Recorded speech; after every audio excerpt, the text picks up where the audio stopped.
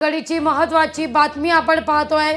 संविधानाच्या चौकटीत मागणी करा असा परिणय फुके म्हणतायत। भाजप आमदार परिणय फुकेंचं जरांगेंना आवाहन आहे। संविधानाच्या चौकटीत मागण्या करा, चौकटीच्या बाहेरची मागणी मान्य होणार नाही असा परिणय फुके यांचं म्हणणं आहे।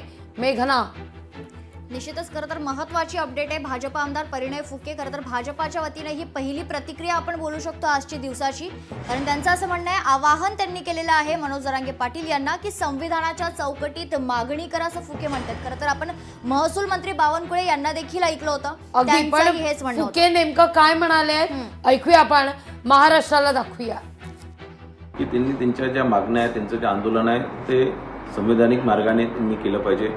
त्यांनी त्यांच्या मागण्या या संविधानाच्या चौकटीत ज्या बसणार त्याच मागणी केल्या पाहिजे।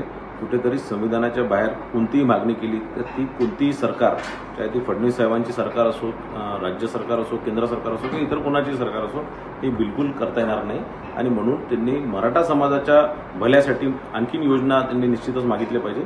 पण ओबीसीमध्ये किंवा मराठा समाजासाठी आरक्षण त्यांनी मागितलं पाहिजे। ओबीसी प्रवर्गात त्यांनी आरक्षण मागून कुठेतरी मला असं वाटतं या गणेश उत्सवाच्या दरम्यान आणि आझाद मैदान येऊन इतक्या मोठ्या संख्येने कुठेतरी मुंबईतील मुंबईकरांना वेठीस धरण्याचं काम ते करत आहेत।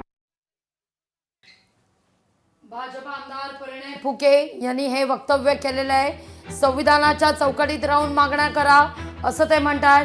तर जरांगे पाटील हे आता व्यासपीठावर बसलेले आहेत। जरांगे पाटील यांच्या उपोषणाला सुरुवात झालेली आहे। लोकशाही मराठी ऐका, पहा, जागरूक रहा।